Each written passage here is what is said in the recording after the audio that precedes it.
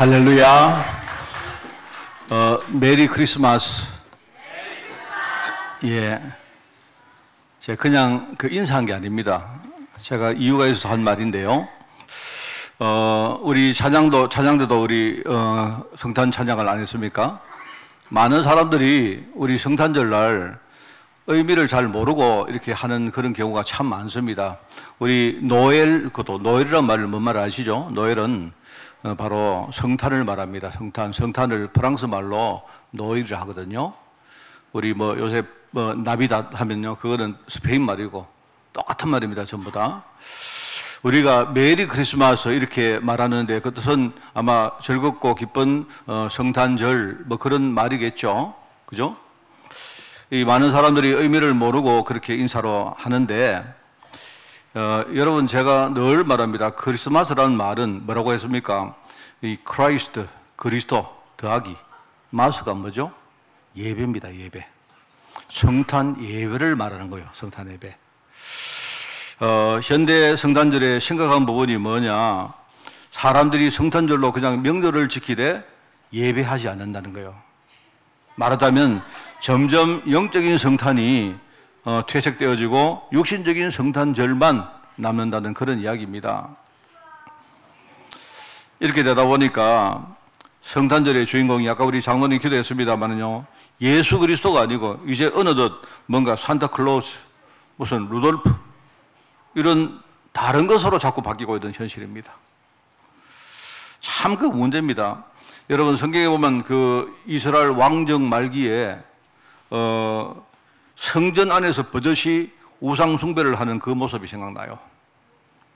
이제는요, 뭔가 그리스도는 없고 성탄절은 있는데 그리스도는 없고 예배를 사람들이 드리지 않고요, 성탄의 주인공이 당겨되어지고 그런 식으로 하다가 결국은 외적들이 쳐들어와서 멸망당했습니다. 최근에는 아예 그리스도가 들어간 크리스마스라는 단어, 이게요, 미국에서는 아예 없어졌습니다. 아예 미국에 여러분이 TV를 보시든지 어디를 봐도 메리 크리스마스 이런 말을 아예 쓰지를 안 해요. 그거는 교회만 쓰지 아예 안 쓰고 전부 다 해피 할러데이 이렇게 말합니다.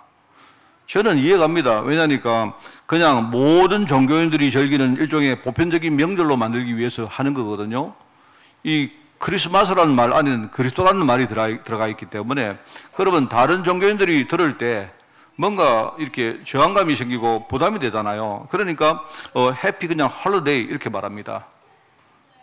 이게 지금요 세계 문화를 선도하는 미국의 지금 모습입니다. 소위 그들이 기독교의 문화 속에서 세워진 나라라고 하는 그 나라가 아예 뭡니까? 이제는 크리스마스라는 말을 쓰지를 않아요, 공식적으로.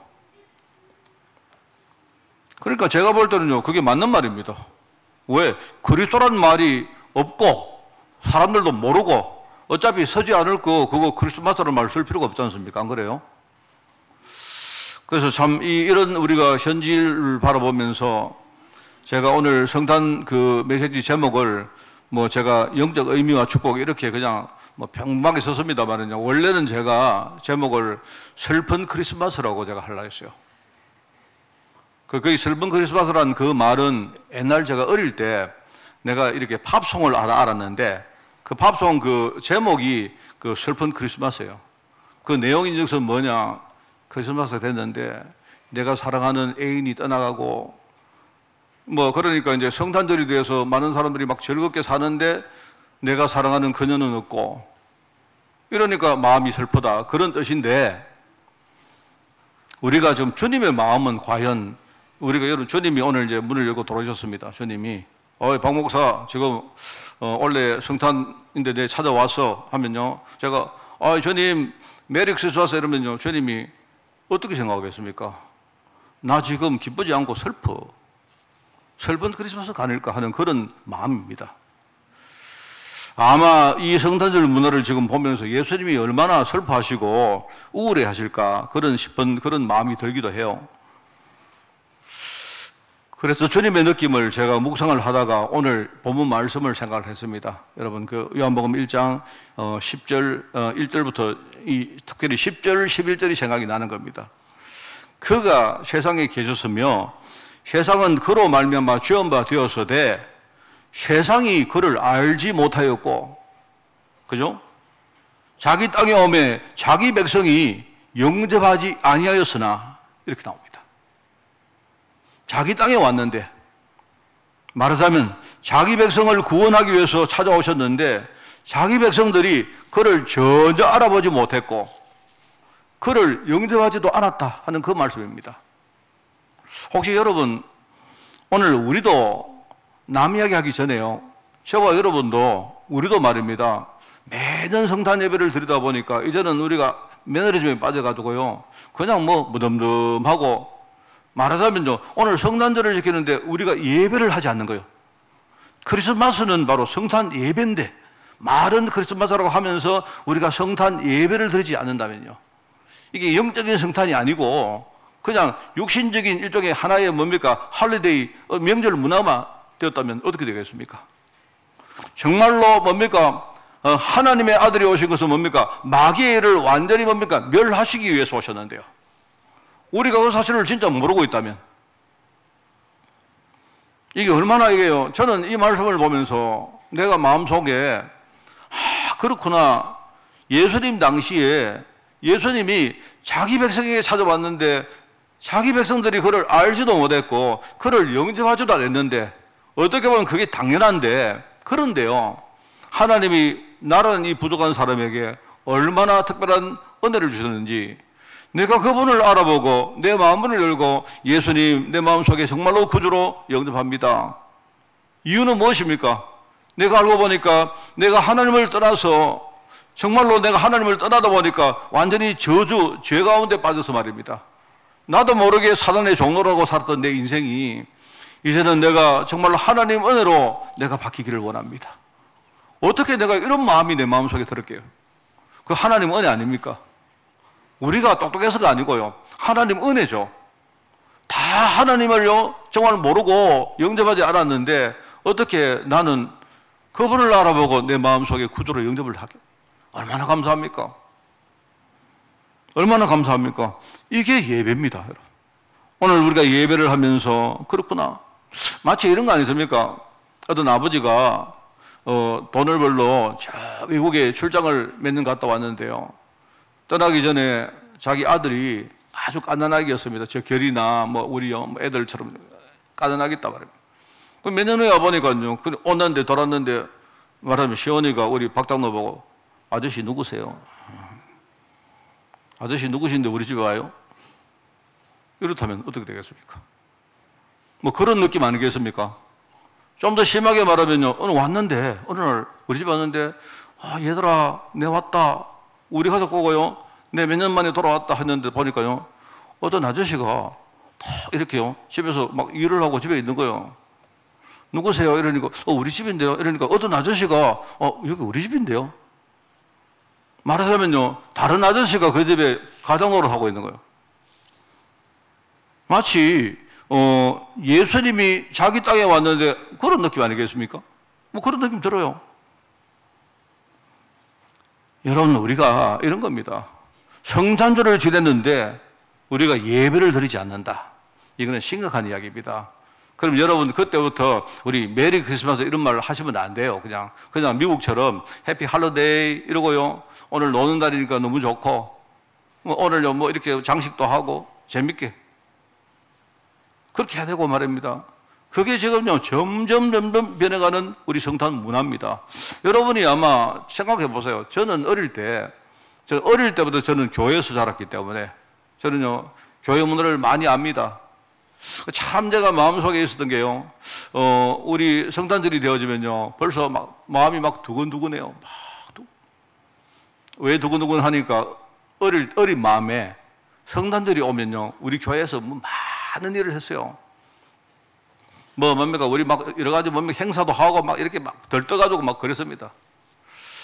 정말 좋았던 게요, 그 참 좋았습니다. 근데 성탄절 날 교회에서 저희들 완전히 밤샘을 했거든요. 그 전날 밤샘을 하고, 제가 다녔던 우리 모교회는 밤 0시에 예배를 드렸습니다. 0시가 땡 하면 그 당시 교회 종을 팍 울리고요, 그러면 모든 성도가 다 모여서 뭡니까, 기쁘다 구주 오셨네 이렇게 찬양하면서 우리가 예배를 드렸던 기억이 나요.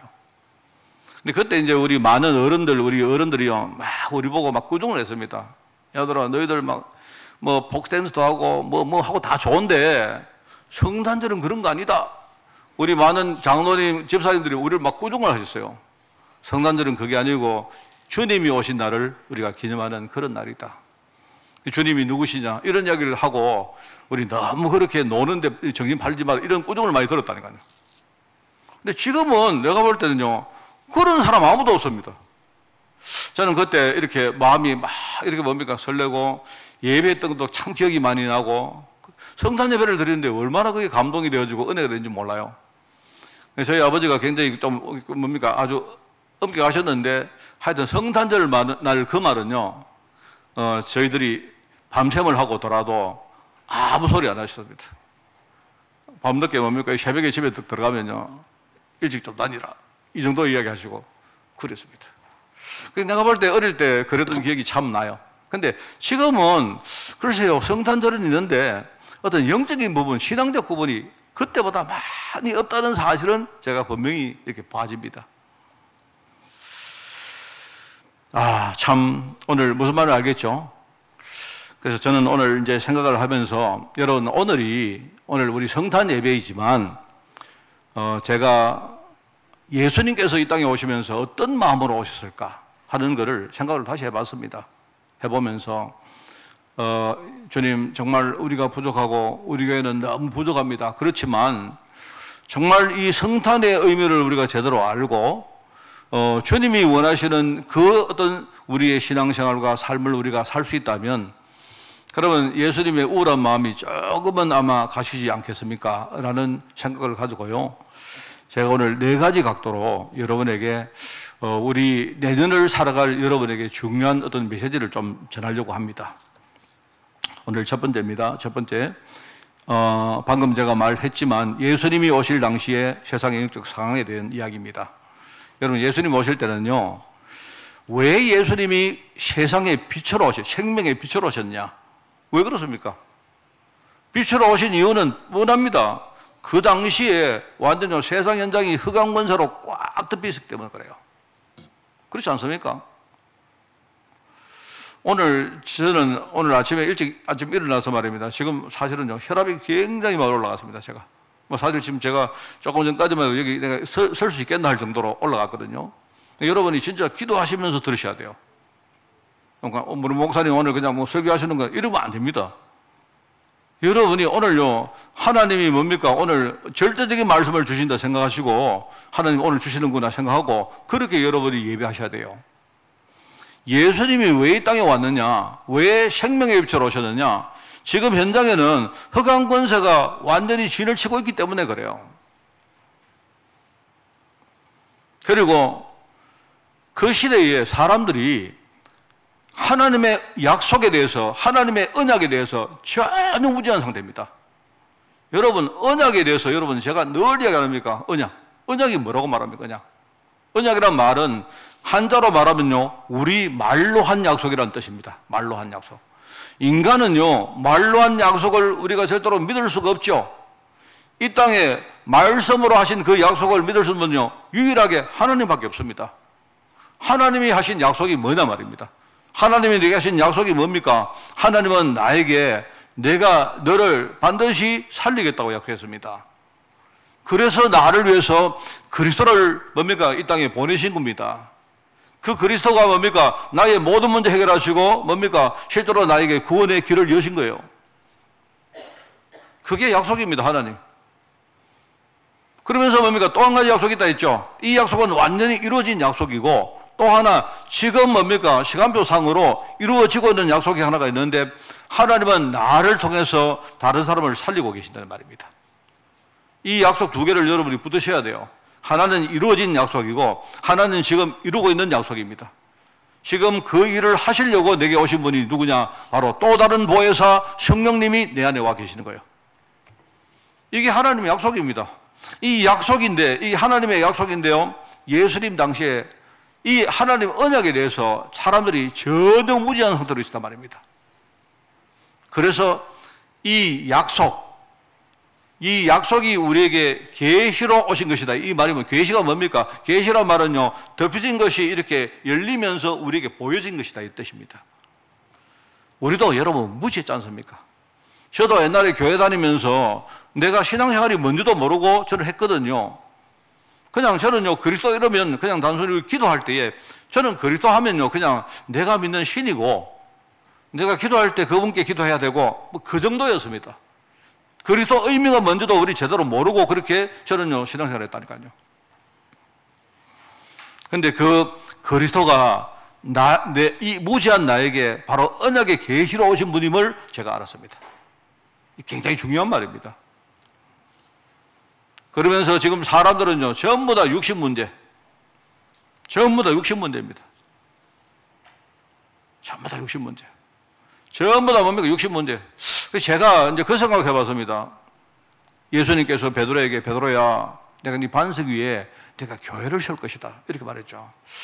그냥 제가 말은 안 했습니다만 속으로 생각할 때, 웬만하면 교회 세우지 마시고, 그거다가 뭐 청와대나 무슨 삼성그룹이나 하다못해 뭡니까? 요 시골에 막 많은 슈케비라도 하나 세워주시지. 뭔 말 알겠습니까? 교회를 세워가지고 뭘 하게요? 차라리 은행 하나 세워주시면 우리가 돈 필요할 때 돈이나 뺏으지. 그런 생각했습니다. 그 말은 제가 안 했지만 속으로.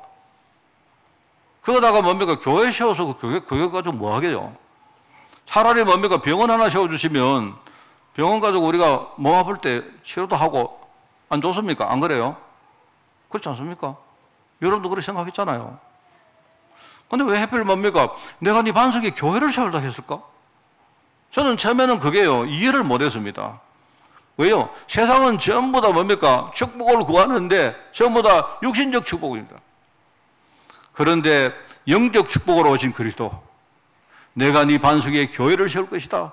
저는 알았어요. 우리가 아무리 삼성전자를 거기다 세우고 뭡니까? 은행을 세우고 한국은행을 100개 세워도 뭡니까? 그 뒤에 나온 이야기죠. 엄부의 권세는 절대 못 이기는 거예요. 인간의 근본 문제가 뭐냐? 바로 이건데, 여러분, 내가 네 반석 위에다가 내가 교회를 세울 것인데, 결과가 뭡니까? 그러면 뭡니까? 엄부의 권세가 너를 절대로 이길 수가 없다. 이 말이거든요. 이걸 제가 알았습니다. 옛날에 저는 그걸 몰랐을 때는요, 내가 아무리 돈이 많고, 내가 아무리 잘나고, 아무리 성공해도, 그것 가지고는요, 흑암권세를 못 이깁니다. 그런데, 주님 말씀처럼, 지금요, 교회를 세워놓으면 뭡니까? 엄무권세가 그 교회를 절대로 못 이기는 겁니다.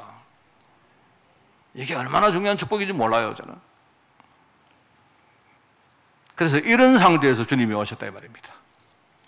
그러니까 다르게 말하면요, 지금 우리가 은혜 받기 전에 우리도 이런 상태에 살았고, 이제 우리가 하나님 은혜 가운데 부름받았는데, 이제 우리가 앞으로 파송될 현장 지금 이런 상태입니다. 여러분, 저는요, 좀 이렇게 세게 말하는 걸 좀 싫어하는 사람이었는데요. 우리 뭐 말할 때 특공대 이런 말 안 합니까? 뭐 결사대 이런 말 하잖아요. 저 그런 거 되게 싫어하거든요. 그런데 가만히 생각해 보니까, 아, 맞다. 지금 시대에 정말 하나님의 진짜 영적인 진리를 우리가 고수하는데, 이거 어떻게 보면 이거 결사대, 우리가 생명 걸고 이 지킬 그런 결사대다. 왜요? 보세요. 지금 한국교회를 한번 보세요. 한국교회. 말들이 많지만요, 한국교회를 지금 크게 한번 보시란 말입니다. 지금 교회가 점점 줄어들고 있고, 뭡니까? 성도들은 점점 힘을 잃고 있고, 교회는요, 전부 다 뭡니까? 그걸 다 감지하고, 전부 다 뭡니까? 정치싸움, 종교싸움, 이러고 있습니다. 현장은 다 죽고 있는 거예요, 정말. 지금 현장이 그렇습니다, 지금. 오늘 우리가 2024년도 우리가 성탄 예배를 드리면서 우리 이거 제대로 깨닫고 결단하셔야 안 되겠습니까? 하나님, 다른 사람은, 다른 교회는, 다른 사람 어떻게 하든지 상관없이 저는 주님의 청산의 그 의미를 제대로 알고 이걸 내가 신앙의 가장 근본으로 생각하고 내가 그렇게 인도받겠습니다. 여러분 하셔야 되는 겁니다. 이게 주님이 오실 당시에 세상의 상황이었고, 아마 주님의 마음이 이런 마음을 가지고 오시지 않았을까 하는 생각입니다. 자, 그래서 이제 두 번째는 자, 그냥 여러분 쉽게 생각하십시오. 오늘 목사님이 슬픈 크리스마스 이야기를 하셨는데, 만약에 주님 마음을 슬퍼지 않게 하시려면 어떻게 해야 되겠습니까? 우리가 더 나가서 하나님, 내가 하나님 뜻에 맞는 그런 인생을 살기 위해서 나는 무엇을 붙들고 살아야 되겠습니까? 오늘 여러분이 이거 다시 여러분이 발견하시고 여러분 결단하셔야 됩니다. 그 말입니다. 그래서 제가 4가지 관점을 오늘 말씀을 드릴까요? 이 4가지 관점을 새겨보고 이거 중심으로 우리 신앙생활을 한다면 주님이 기뻐하시지 않을까? 슬퍼하시던 주님이 조금 마음이 풀리지 않았을까? 그런 생각입니다. 특별히 어려운 이야기 하는 거 아닙니다. 우리가 늘 듣던 말입니다. 첫 번째는요, 복음입니다. 복음. 복음. 생명의 복음. 이 생명의 복음으로 말미암아 내가 구원받은 거 아닙니까? 지금 우리가 살릴 많은 사람들은요, 바로 이 생명의 복음이 필요한 겁니다. 다른 게 필요한 게 아니고요. 오늘 요한복음 1장 4절에 보니까 이 생명이 뭡니까? 이 생명이 4절에 보니까 그 안에 이 생명은 사람들의 빛이라. 여러분, 이 생명은 바로 복음입니다. 사람들에게 빛이 되는 복음은 뭐냐? 이 생명입니다. 지금요. 왜요? 사람들은 지금 완전히 어둠 속에 캄캄한 가운데 살기 때문에 그래요. 여러분, 그래서 생명의 복음 한 번 더 묵상해 보시기 바랍니다. 저는 어떻게 묵상했느냐? 제가 성무영신 예배 때 제가 묵상한 내용을 조금 더 이야기를 드리려고 하는데요. 그냥 여러분이 저를 이렇게 그냥 한번 들어보십시오. 우리 목사님이 그냥 하는 말을 생각하시고, 저는 내년도에 우리 교회에서 제가 복음을 가장 많이 깊이 풍성하게 누리기를 원합니다. 다른 말 필요 없습니다. 어느 정도로 늘 제가 말하지만 하나님, 저는요 이렇게 제가 무지하고 부족합니다. 왜요? 부족한 결과 급히하면 문제가 오면요 걱정하고 근심하고 이럽니다. 저는 제가 혈압이 왜 높은지 아세요? 혼자 뭡니까? 혼자 계속 뭐 생각해서 그래요. 제가 별것도 아닌데 하여튼 제가요 그래요. 저는 하나님, 저는요 좀 살고 싶습니다. 제가 살고 싶다는 말이 뭐냐? 저는 목회를 하면서도 하나님, 나는 정말 목회가 기쁘고 우리 성도 만나는 것이 진짜 기쁘고, 제가요 앞으로 얼마나 내가 힘있게 목회할지 모르지만 하나님, 내가 정말로 목회하는 동안 정말로 기쁜 마음으로, 즐거운 마음으로 이렇게 내가 목회를 하고 싶습니다. 그게 제 소원입니다. 여러분은 그냥 제 이야기 들어보라 하시니까 그냥 가만히 두고 계시는데, 이게 생명의 복음이 아니면요, 지금 설교하는 저도 이게요 내 마음속에 어둠이 꽉 차 있는데 이 생명의 복음이 아니면 내 마음속에 빛이 절대로 회복될 수가 없습니다. 저는 그래서 아무것도 진짜 문제가 안 될 만큼 하나님, 내 복음을 한번 누려보겠습니다.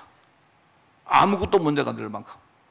세상에 어떤 문제가 있어도 내가 그 모든 문제를 다 초월할 만큼 하나님, 내가 복음을 누리기를 진짜 원합니다. 예. 저는 정말 내 안에 어둠이 가까움을 알고 정말로 생명의 빛으로 진 주님이 왜 오셨는가 내가 이해를 합니다. 저는요 마음속에 우울증이나 이런 것들을 막 이렇게 있을 때 진짜 복음 아니면 내가 그걸 이기지를 못하겠어요. 그 다음에 두 번째는요, 계시의 말씀입니다. 1장 5절에 보니까 어둠이 깨닫지 못하더라 하는 말 나오죠. 사람들이 무지하니까 주님이 그들에게 은혜를 주시는데도 깨닫지 못하는 거예요. 깨닫지 못합니다. 사람들이 깨닫지 못하더라고요. 누구하고 제가 이런 대화를 지난주에 했는 기억이 납니다. 우리가 메시지를 이렇게 많이 들을 때 우리는 그냥 이렇게 듣고 한데 조금 묵상을 해보면 좀 다른 것들이 나오는 경우가 많다는 그런 이야기를 한 적이 있어요. 제가 어떤 건 아니까. 우리가 인간의 3가지 문제 이야기할 때 하나님을 떠난 문제라고 말하죠. 우리가 인간이 하나님을 떠나서, 그죠? 하나님을 떠나다 보니까 인간이 죄 가운데 빠졌고 그 죄로 말미암아 저주가 왔고, 알고 보니까 전부 다 사단이 농간이었고, 우리가 그때부터 사단에게 완전히 속아서 그 노예가 됐다 하는 그 메시지 아닙니까? 자, 그런데 제가 묵상을 해보니까 하나님을 떠났다 하는 하나님을 떠났다. 저는 그 메시지를 이 하나님 떠났다는 말이 이게 조금 마음에 안 들어요. 왜냐니까 사람들이 하나님을 떠났다고 하니까, 여러분 떠났다 하니까 제가 우리 교회를 떠나잖아요. 제가 우리 교회를 떠난 거하고 여러분이 저를 쫓아낸 거하고 같습니까? 다르죠. 마치 우리가 하나님을 떠났다 하니까 하나님을 떠나서 그러면 내가 자유로 떠났네? 말하자면요, 아담과 하와가 선악과를 따먹고 하나님 뭘 한다고, 에이씨 내가 집이 이거밖에 없나? 네, 다른 동산에 갑니다. 하나님 빠이빠이. 마치 그렇게 느끼잖아요. 그렇지 않습니까? 내가 떠났기 때문에, 그러면 그 다음에 떠난 내가 돌아올 수도 있잖아요.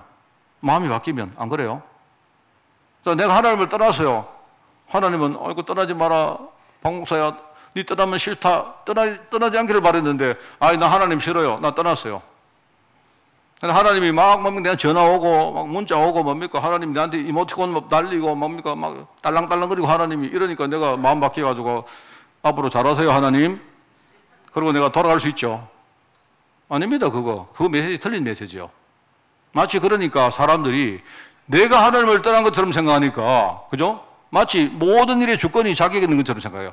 그래서 사람들이요, 간절함이 없는 겁니다. 그게 아니에요. 여러분, 메시지를 묵상을 해보면 그냥 우리는요, 한 가지 메시지인데 이렇게 하나님을 떠났구나? 이렇게 하고 끝내요. 그러다 보니까 떠난 상태에 대한 이 어떤 위급함과 이 처절함을요, 사람들이 느끼지 못하는 거예요. 사실은요, 떠난 게 아니고요, 하나님이 우리를 쫓아내신 거예요. 나는 더 이상 너하고는 끝났다. 너는 더 이상 내 백성 아니다. 하나님이요, 딱 못 박으신 겁니다. 다시는 너는 에덴 동산에 못 들어온다. 그러니까 나는 떠나기 싫었는데 하나님이 나를 쫓아내신 거예요. 하나님 나 싫어요. 나는요, 나 가기 싫어 했는데 하나님 우리를 쫓아낸 겁니다. 나가보니까 과연 우리가 에덴 동산에 살 때는 얼마나 우리가 풍성하게 누리고 얼마나 하나님의 뜻 가운데 우리가 하나님의 품 안에서 그걸 누리고 살았습니까? 안 그래요? 세상에 나가보니까요, 완전 저주와 재앙밖에 없잖아요. 사람들이 겨우 뭡니까? 평생 일을 해야 겨우 먹고 사는데, 그게 세상인데. 그러다 보니까 그나마 뭡니까? 여러분 떠났다 하니까, 그 다음에 쫓겨났다 하니까요, 이게 다른 거예요. 왜 하나님이 우리를 쫓아냈을까 할 때 나가보고 간절함을 느끼라는 거예요. 내가 하나님 품 속에 살 때에 그 은혜가 얼마나 큰지를 느끼라는 겁니다. 나가보니까.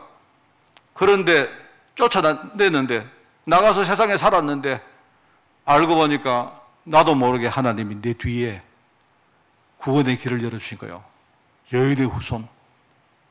네가 정말로 이 여인의 후손 그리스도가 오시면 이 그리스도를 진짜 알아보고 영접하면 너는 구원받을 것이고, 과거에 뭡니까? 에덴 동산의 모든 창조가 다시 재창조될 것임을 약속하신 겁니다. 저는 그게 다르다고 생각해요. 저는 말씀을 깊이 묵상을 할 때요, 말씀을 묵상할 때마다 그렇구나. 여러분 한번 생각해 보세요. 자, 다시 말합니다. 자식이요, 집을 그냥 자유로 떠나서요, 이거 모르겠다, 이제 우리 엄마 아버지 싫다, 자, 떠난 거 하고요, 부모가 쫓아냈습니다. 자, 어느 게 좋습니까? 여러분, 하나님이 우리를 쫓아내면요, 사람들이 뭐라 합니까? 야, 저 부모 진짜 되게 이상하다. 어떻게 자녀를 집에서 쫓아내느냐 하겠지요. 그런데 그게 아닙니다. 알고 보니까 말씀을 묵상해 보면요, 하나님이 지금 나가서 세상 현장의 그 현실을 진짜 우리가 제대로 직시하고 겪어보고 하나님 은혜가 얼마나 큼을 네가 진짜 깨닫기를 바란다는 그 하나님의 함의가 들어있잖아요. 저는 말씀을 묵상해 보니까요, 우리가 똑같이 하나님이 떠난 거하고 하나님 쫓아낸 거하고 두 가지가 비슷하게 보이는데 그렇지 않아요. 내가 떠났을 때는 언제든지 내 돌아갈 수 있으니까 집에 돌아가는 것에 대해서 내가 그냥 마음이 그저 그런 겁니다. 근데 실제 그렇지 않거든요. 하나님은 내가 진짜 은혜에 대해서 간절하기를 진짜 원하는구나. 근데 하나님은 뭡니까? 내가 마음을 열고 하나님 은혜를 사모합니다. 간절한 마음으로 기도하면요, 언제라도 하나님은요, 내 기도를 들으시고 나에게 구원의 길을 여시는 분이 바로 우리 하나님 아니십니까? 맞잖아요. 저는 그래서 우리가 영적으로 무지한 상태에서 어둠이다 보니까 아무리 하나님이 우리에게 은혜를 말해도 우리가 깨닫지 못했구나. 그래서 바로 말씀에, 계시의 말씀으로 오신 분이 바로 그리스도. 이 말이 그 말이구나. 저는 그렇게. 참 중요합니다. 생명의 복음으로 오셔서 영적으로 사망한 우리를 완전 구원하신 그리스도. 그럼 사실 이 말을 들으면요, 막 무시해야 됩니다. 아이고, 원통해라. 내가 옛날에 몰라가지고 이래야 됩니다. 계시의 말씀으로 오셔서, 그죠? 하나님 언약에 대해서 완전히 무지한 우리에게 다시 한번 뭡니까? 하나님 언약을 깨닫게 해주신 그리스도. 이 여러분 진짜 이거 생각하셔야 돼요. 자, 그래서 저는요, 내년에 제가 말씀을 정말로 깊이 한번 묵상하려고 합니다. 저는 목회자이기 때문에 저는요, 그 한 몇 년 걸리더라도 언약의 관점으로 제가 본 성경을 여러분에게 낱낱이 내가 이렇게 한번 더 전달해 드리려고 생각하고 있습니다. 제가 신학교 이후로 다시 내가 성경 공부를 시작할 그럴 각오를 가지고 있다는 거예요. 여러분이 말씀 대충 들으시면 안 됩니다. 저는 막 이렇게 혈압 때문에 막 머리 터지고 하면서 제가 공부해가지고 뭡니까? 제가 언약의 관점으로 진짜 여러분에게 말씀을 한번 전달해 드릴 거니까 저는 그런 마음 가지고 인도받고 있습니다. 그리고 또 한 가지가 있습니다. 여러분, 교회입니다, 교회. 제가 보니까, 주님께서 이 땅에 오신 이유가 뭐냐니까, 주님이 이 땅에 교회를 만들기 위해서 오신 것 같아요. 제가 볼 때는. 주님이 성신하시기 전에 이 땅에 남긴 것이 하나가 딱 있는데 뭡니까? 그게 교회입니다. 아까 제가 말씀드렸죠? 그 교회가 뭔지. 왜 교회를 세우면 업무의 권세가 절대로 이길 수가 없는지. 왜 그렇습니까? 바로 주님이 교회의 축복을 위해서 오신 거예요. 이 교회는요, 보통 얘기가 아닙니다. 교회는요, 사실 여러분이 교회라는 말을 들으면 그 뒤에 뭐가 있는 줄 아십니까? 교회 뒤에는요, 뭐냐니까 천국 보좌의 배경이 있다는 사실을 아셔야 돼요. 그게 교회입니다, 여러분. 우리가 늘 배우지 않습니까? 옛날에 제가 교회론 이야기할 때 이야기했지 않습니까? 사실 교회는요, 진짜 교회는요, 우리가 장착할 바로 천국이 바로 교회입니다. 교회의 본질은 바로 천국입니다. 그죠?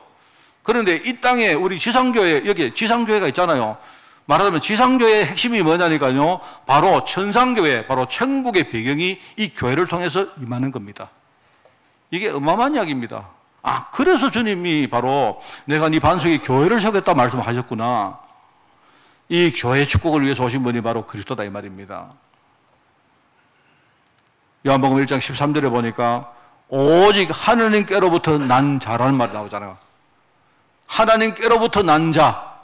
이게 뭔 말입니까? 이게 하나님의 백성이다 이런 뜻일 수도 있지만 뭡니까? 하나님의 모든 배경이 우리 교회에 임하고 있다는 말씀이기도 하죠. 그렇지 않습니까? 그러면서 요한복음 1장 14절에 보니까 우리 가운데 거하심에 라는 말이 나오잖아요. 사랑하는 성도를 위해서 자신의 모든 것을 내어주셨습니다. 성도를 살리려고요. 정말로 모든 피와 그 살까지 지키시고 우리의 모든 것을 우리를 위해서 내어주신 분이 바로 그리스도 아닙니까? 거기서 끝이 아닙니다. 또 다른 보혜사 성령으로 오셔서 세상 끝날까지 내가 너희를 보호하고 인도하겠다 약속하신 분이 바로 그리스도십니다. 주님은 성도를 섬기시고 성도를 우리 양육해서, 그죠? 우리를 뭡니까? 이 세상에 진짜 뭡니까? 사람 살리고 현장의 문화를 바꿀 제자로 키우시기 위해서 오신 분이 바로 그리스도예요. 그래서 우리 가운데 거하신다고 말합니다. 우리 가운데. 말씀이 육신이 되어서 이 땅에 오시고 우리 가운데 거하시는데 그분이 바로 그리스도 성령님이십니다.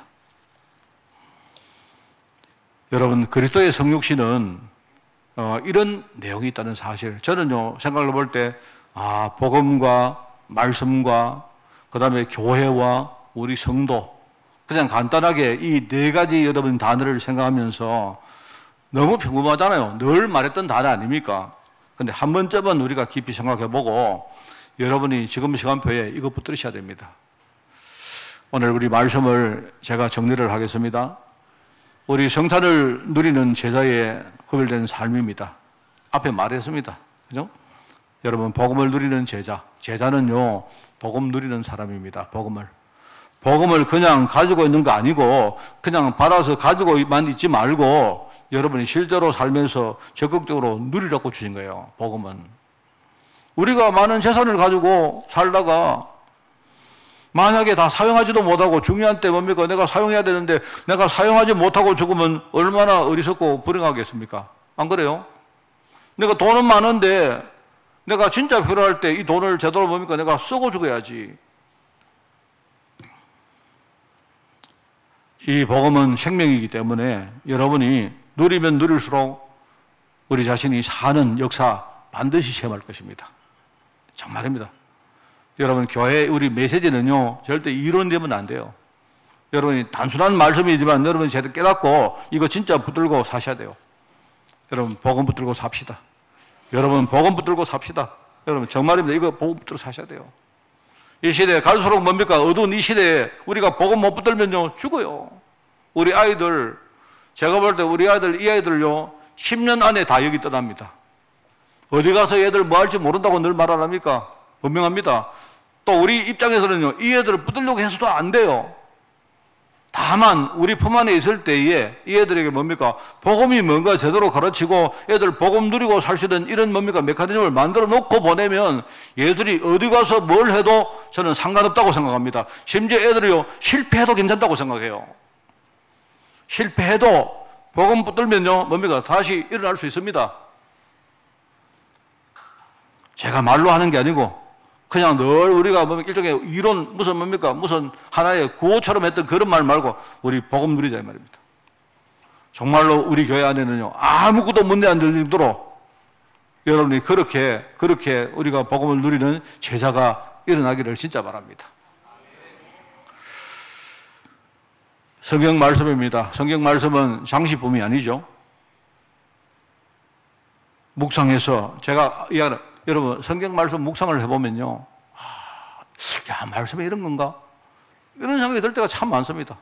아까도 내가 말한 그 내용입니다. 제가 지난 주간에 묵상했던 내용이거든요. 아, 그렇구나. 하나님이 우리를 왜 떠나게 안 하시고 쫓아냈을까? 이 생각을 해보니까요, 그게 하나님의 굉장히 큰 축복이더라고요. 제가 볼 때. 성경 말씀은 묵상해서 더 깊이 깨달으라고 주신 거 아니겠습니까? 다윗은 이 말씀을 얼마나 묵상을 했던지 시편 19편에요. 10절에 나오죠. 뭐라고 말합니까? 정금보다도 더 사모한다. 이 사람이 얼마나 뭡니까? 자기가 볼 때는요, 꿀과 송이꿀보다 더 달다. 이런 말 했잖아요. 순금보다도 사람들 그때도 내가 볼 때 순금을 되게 좋아했던가 봐요. 다윗 시대도. 자기들이 마음속에 사모하는 거 누가 와서 하나님이 다윗아 내 뭐 하나 줬고 이러니까 하나님 나 순금 뭡니까? 한 10냥만 주십시오. 이렇게 했던 것 같아요. 근데 이 사람이 표현한 거 보니까 내가 말씀을 묵상하고 보니까 내가 평상시에 순금을 사모했는데 내가 순금보다 더 사모하게 되어지고 꿀과 송일구보다 더 달더라. 이렇게 표현합니다. 시편 19편이죠. 우리 한번 제대로 사모해보고 체험해봅시다. 얼마나 단지 저한테 와서 목사님 있지 않습니까? 지난 주간에 말씀을 들었고요. 묵상했는데요. 와, 진짜 답디다 목사님. 설탕은 적하라고요. 초콜릿요, 그거는 상대가 안 됩니다. 이런 이야기 좀 듣고 살 수 있도록 여러분이 그렇게 함께 도와주시기를 꼭 바랍니다.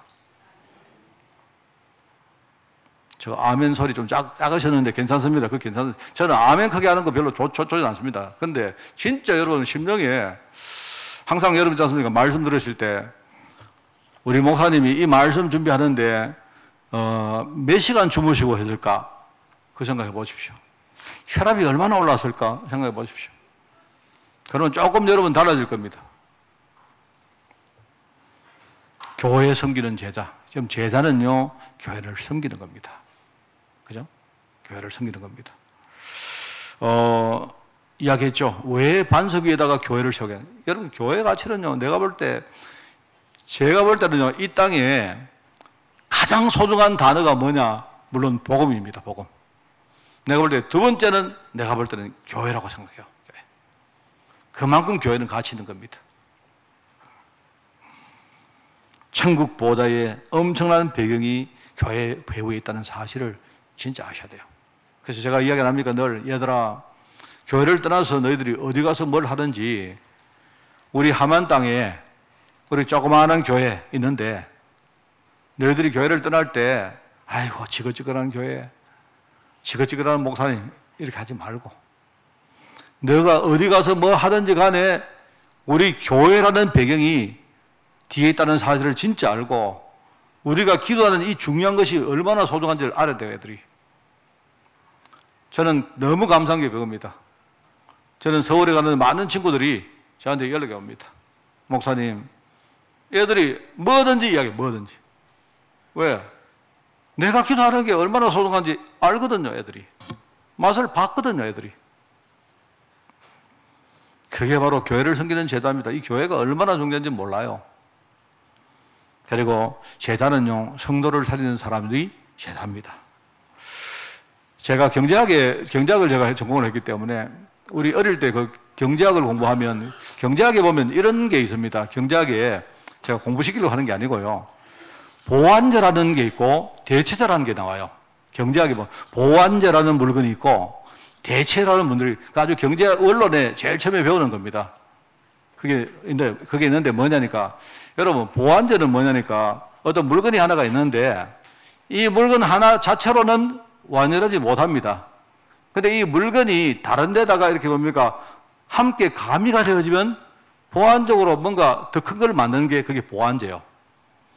보완제가 뭐냐? 여러분 간장은 보완제입니다. 간장이 음식 아닙니까? 여러분 간장 먹고 배부른 사람 있습니까? 없잖아요. 있습니까? 그 간장은 뭐냐니까 보완제이기 때문에 그래요. 보완제. 음식은 음식인데 다른 뭡니까 물건 속에 들어가면 그게 보완 효과가 일어나가지고 이게 더 뭡니까 큰 가치가 나온다. 이게 보완제입니다. 보완제. 대체제는 뭐냐? 대체제는요 그 자체가 그냥 완전한 하나의 뭡니다. 그런데 다른 게 제대로 작동 못할 때 이 대체제가 뭡니까? 대체하는 거예요. 대체. 그래서 간장은 뭐다? 보완제고 라면은 뭐다? 대체제다. 밥 먹기 싫으면 뭡니까? 라면 먹으면 안 됩니까? 우리 맨날 밥 먹다가 뭡니까? 밥 먹다가 아이고 이제 오늘 밥 물린다 싫어 이러면요. 그럼 뭡니까? 밥 대신 뭐 먹죠? 라면 먹으면 되잖아요. 그 라면은 그 자체가 완전한데 다른 뭐를 대체하는 대체다 이 말입니다. 제가 이 말을 왜 했는지 아십니까? 성경에 보니까 여러분 교회의 머리는 그리스도시고 우리 성도들은 뭡니까? 그 교회 머리이신 그리스도 밑에 있는 모든 뭡니까? 유기체다. 하나로 뭡니까? 이어져 있다. 이 말입니다.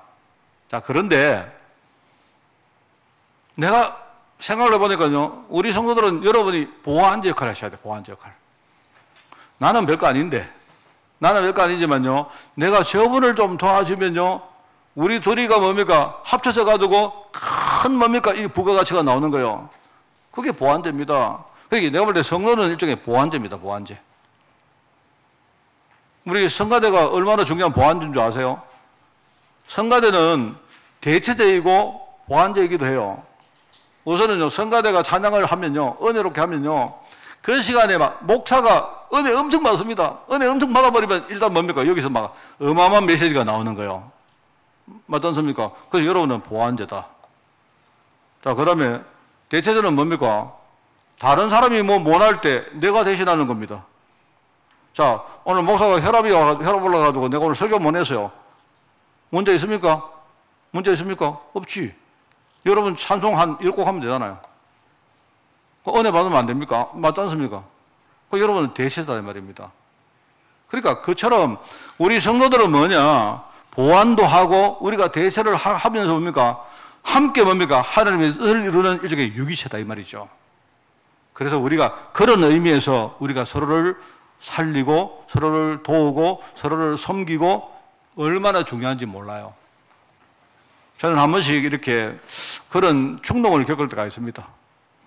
아, 이번에 내가 그 성부 영신 예배 때 다른 거 하지 말고 우리 성도들 전부 다 양말을 다 벗겨가지고 내가 발을 한번 씻어 드릴까? 이런 내가 충동이 들 때가 있습니다. 저 사실 이번에도 들었거든요. 이번에 뭐 하지? 그냥 뭐 우리가 뭐 떠떠미리를 하지 말고 차라리 이번에 우리가 뭡니까? 발을 한번 다 시켜드릴까? 저 사실 그 생각합니다. 하는데요. 근데 이제 문제는 우리 성도들이 어떻게 나오실까? 다들 전부 다, 목사님 나는 됐습니다. 전부 다. 아마 전부 다 양말을 벗기 싫어가지고 막 그러실 가능성이 상당히 많은 것 같고요. 내가 볼래 몇 분은, 목사님 나 발만 시키지 말고 좀 다리도 시켜주시고, 기왕이면 등도 좀 밀어주시면 안 되겠습니까? 이런 사람도 몇 사람 있을 것 같고요. 여러 가지 내가 예상되어지는 그런 것 때문에 내가 그 이벤트를 할까 말까 잘 못하겠는데, 제 마음은 뭐냐니까요. 제가 여러분 발을 다 시켜드리고 싶다니까요. 정말입니다, 제가. 아마 도망갈 분들이 아마 대다수겠지만, 근데 그것도요, 한번 해보면 그다음부터 그게 달라집니다. 제가 그냥 하는 말인데, 교회는 뭐다? 교회는요, 하나님이 우리를 뭡니까? 얼마나 중요한 제도로 불렀습니까? 여러분 이 사실을 진짜 아시고, 복음 누리시고, 정말 말씀을 진짜 깊이 깨달으시고, 쉬운 얘기 아닙니까? 제가 어려운 얘기 하는 게 아니지 않습니까? 교회를 여러분이 정말로 섬기시고 우리 성도를 살리는 그런 성도들, 우리 이번 성탄절 날 주님의 마음을 생각하면서 우리 주님을 정말 기쁘게 만드는 그런 우리 축복의 성도들 되기를 예수님 이름으로 축원드립니다. 하나님 아버지 감사드립니다. 하나님 성탄의 영적 의미를 알고 우리 모든 성도가 하나 되어서 이 축복 속으로 들어가는 원래 성탄절 될 수 있도록 주님이 축복하여 주옵소서. 감사를 드립니다. 예수님의 이름으로 기도드리옵나이다. 아멘.